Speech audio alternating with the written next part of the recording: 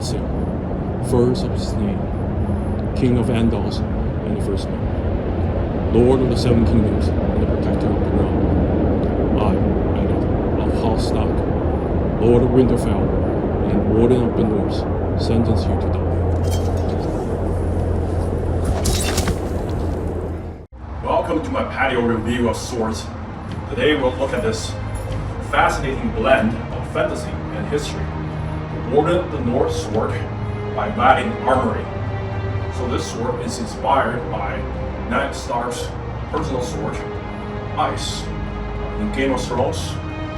It's designed by legendary bladesmiths Angus Trim and crafted by Sonny and Zach Sattles of Valiant Armoury. The design is a hybrid in fantasy sword designs in A Song of Ice and Fire, and the TV show Game of Thrones, and medieval European history. And I think this is one of the nicest fantasy swords I have owned. So Valiant Armoury was a sword production company that was acquired by Sonny and Zach Sattles in 2006 and reformed it to be one of the premium sword makers on the market. And now their Craftsman Series swords are hand-forged from 6150 high carbon steel. Fittings on the grip components are handcrafted in Texas. So in J.R.R. Martin's books and HBO's adaptation of TV series, Ice is House Stark's ancestral sword. It's made of valyrian steel, which is a very advanced steel forged from technology lost to its contemporary civilizations. It was depicted as a massive two-handed sword akin to this one. This one is a Renaissance Italian spadone, which means big swords, great swords, in the Venetian style. So Ice was depicted as this extra massive and broad greatsword, as tall as Ned's elder son Robb.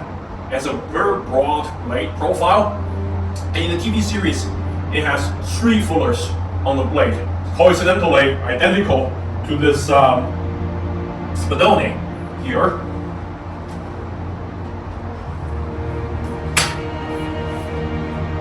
As you can see here, it's 5 feet and 5 inches long, and it's 7.5 pounds. Incredibly massive. It was used in Renaissance Europe by Lanzknecht sharpshooters. Contrary to common beliefs, Zweihander wielders were rare among Lanzknecht ranks, with the majority of these Germanic mercenaries were pike. These great swords were only used by selected few heavily armored specialists as shock infantry to disrupt the pike formation and wreak havoc. Other than being used by shock troopers, they are also the arms of choice for bodyguards to do all these sweeping cuts to keep enemies at bay, or sometimes used in duels.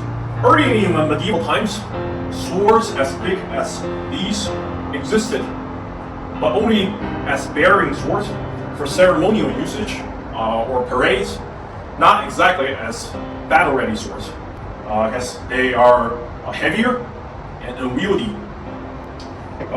In the books, Ice is actually one of the bearing swords, or a symbol of House Stark, usually used only in executions. It was never depicted as being used in battle. So in the HBO adaptation, a sword of hand and a half size was depicted as Ned's battle sword at the Tower of Joy in a flashback scene.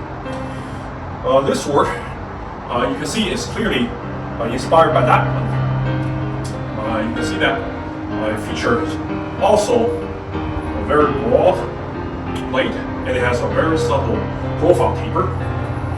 Even though the 2 edges may seem parallel to each other, yeah, there's actually a profile taper at the base, blade is very broad and at 55 millimeters. In the midsection, it's tapered down to 48 millimeters. Just before the tip is 37 millimeters. Some of you may be familiar with Oakshot's blade typology. You can point out the blade is clearly a type 13A, sometimes referred to as a Greatsword of war. This kind of sword often features relatively thin blade compared to later longswords, very broad. And the type 13A swords compared to the type 12A greatswords has a gentler taper in the profile, and sometimes the tip is not very acute, but rather spatulate. So this enables very effective tip cuts.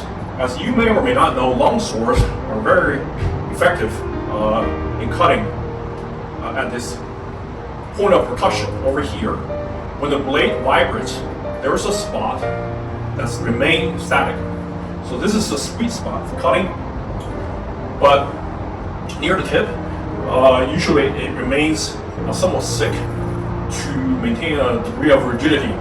So thrusting become very stiff and effective, able to bust through mail rings. And the type 13A swords doesn't emphasize on this feature.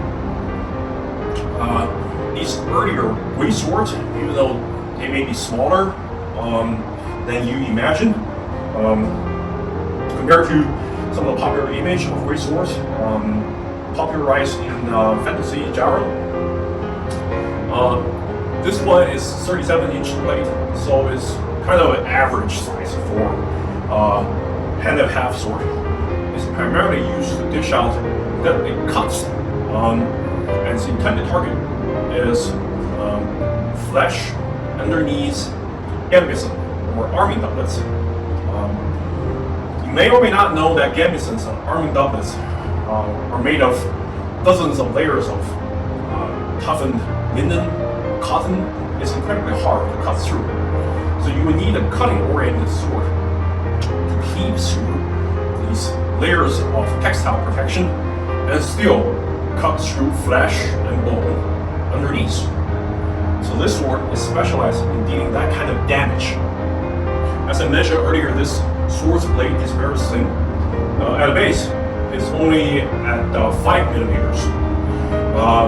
So it's a lot thinner than some of the later medieval types, like type 18 or type 15A, which usually at the base has a thickness of close to 1 centimeter thick.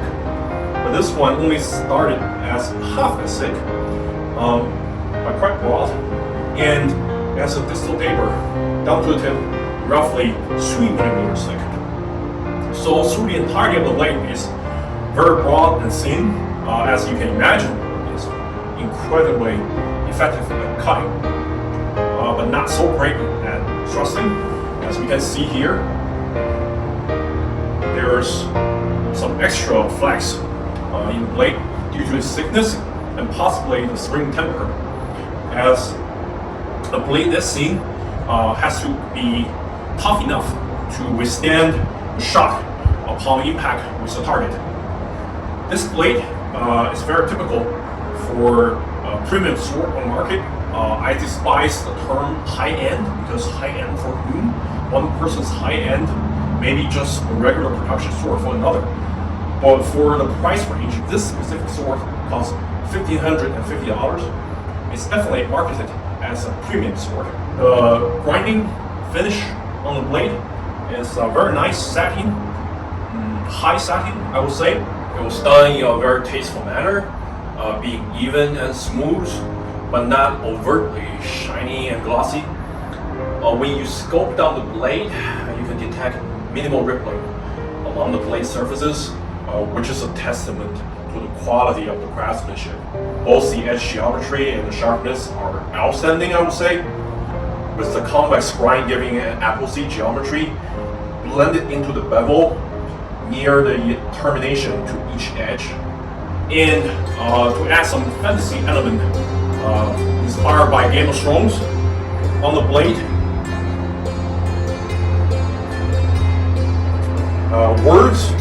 the House Stark.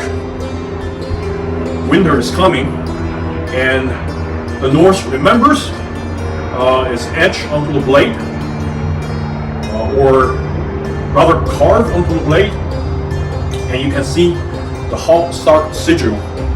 Direwolf is between the words. So personally, I quite enjoy this fantasy touch. It pays tribute to Game of Thrones, but not very intrusive. It also captured the essence of ice, which is based on these Renaissance Wylanders. It's a very broad blade. It also has a gentle profile taper, and the hilt component is clearly inspired by ice, which has this crossguard, very typical for high medieval age swords, which has a slight swell towards the either extremity. So there's some dimension and geometry in the sword, not feeling plain, but overall still very stern and minimalist, and which fits Ned Stark's personality. And you can see here, between the transition of the guard and the grip, there is metal longe, which is very typical to Scottish claymores, two-handed swords. The pommel is also inspired by ice, which has a silhouette reminiscent to medieval fishtail type pommel, but has this ball bearing in the middle, so it's kind of blend between fishtail and the orb type of pommel, popular on some English long swords in 15th century and 16th century. You can see here, the pommel is cleaned and done very cleanly. There's no hammer marks to be made out to distract from this overall aesthetics. And the pommel looks very symmetrical, even though it's hand-grabbed. In every dimension, it's almost completely symmetrical, which is sometimes very difficult to do for hand-handled swords.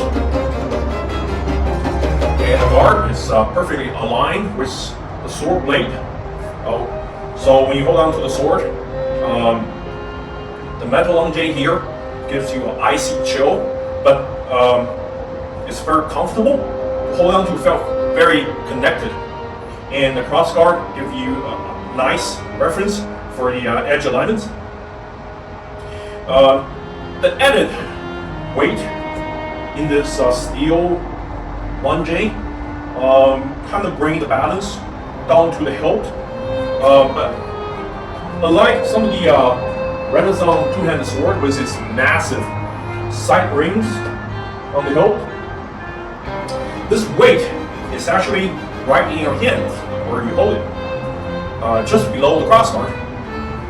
So it feels very connected to your hand with good point control, and light and nimble despite its size and weight of 4 pounds, which is on the heavier end of the spectrum for two-handed sword of this size.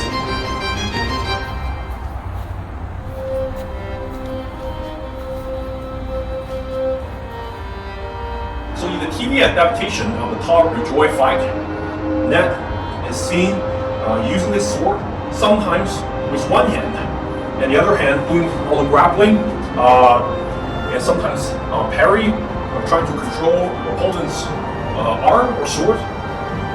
This is highly historical, as in Fury Delivery's treatises and other maester or maestro of the time. Even with two-handed swords, your offhand is expected to be flexible and do a lot of grappling and wrestling moves.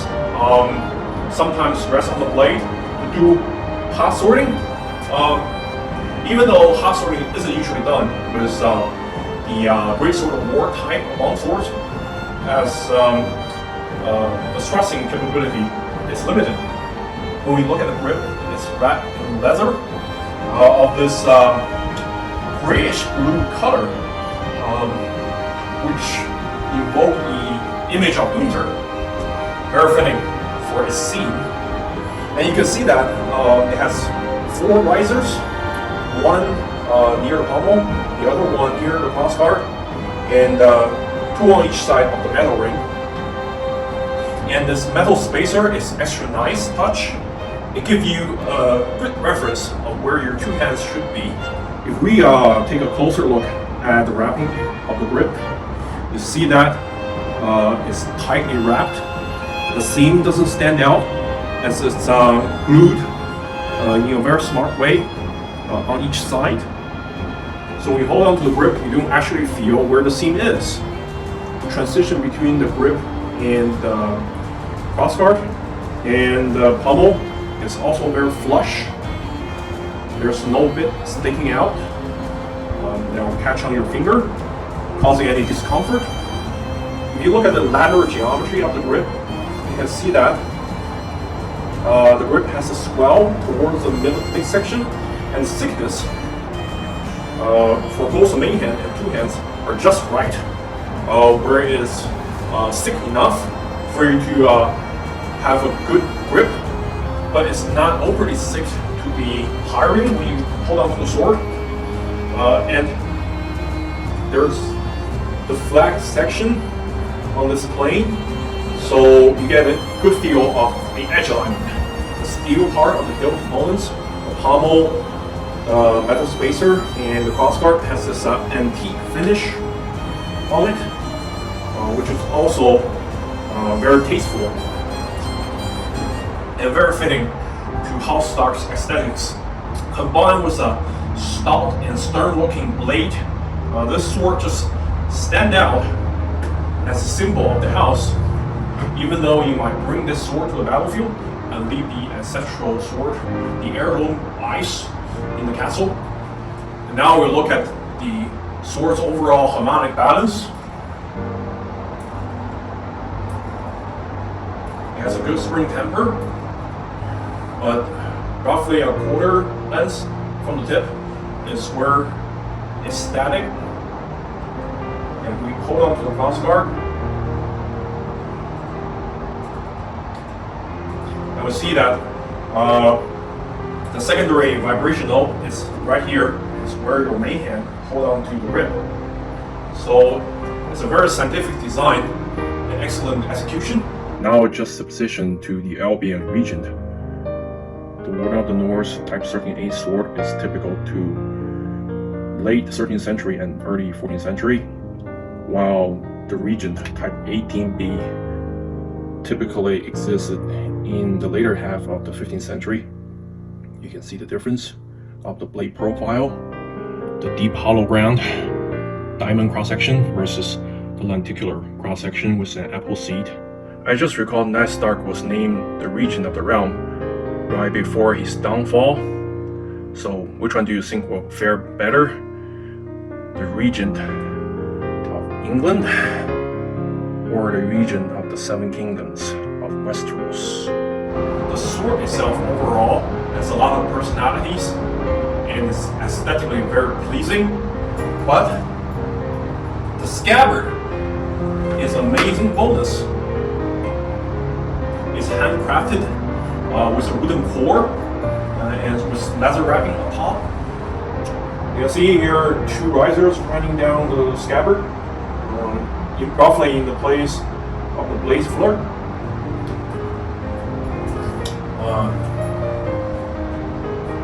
It features a steel shape, very minimalist, I would say, compared to the usual shape made by Valiant Armoury. I would say that this one is much simpler. And a bit of a negative point is that the transition between the shape and scabbard is a little bit jarring. It's not exactly flush. There's space. Also, some glue is visible, even though it doesn't stand out overall. But the leather wrapping of the scabbard is tightly done. There's a seam line on the back of the scabbard, and it's a little bit prominent. The color tinting of the leather wrapping is very nice. It has this frosted gray feel, which fits House Stark's coat of arms color. It feels icy to a certain degree. We also included this nice sword belt that has the same color scheme There's a leather wrapping on the grip, so that's extra nice. And at the mouth of the scabbard, there's this metal locket. And if you look closely, it has Ned Stark's direwolf sigil engraved onto the locket. So overall, I would say that this is indeed one of the nicest sword, both having a fantasy touch and more or less feel historical. So if you want the Greatsword of War of Type 12A or Type 13A, but you think the usual fitting on them, the wheel pommels, and super straight crossguard is too plain, I would say that give this Warden of the North a shot. Particularly if you enjoy the show Game of Thrones order books, it handles very well despite being one of the earlier pommel swords. The Greatsword of War weren't associated with any sophisticated techniques. You can definitely use long swords techniques both in one hand and two hand. They feel very authoritative in cuts, very decisive. Both its functionality and aesthetics are spot on, and I'm very happy with this acquisition. So this is Warden of the North Sword by Valiant Armoury.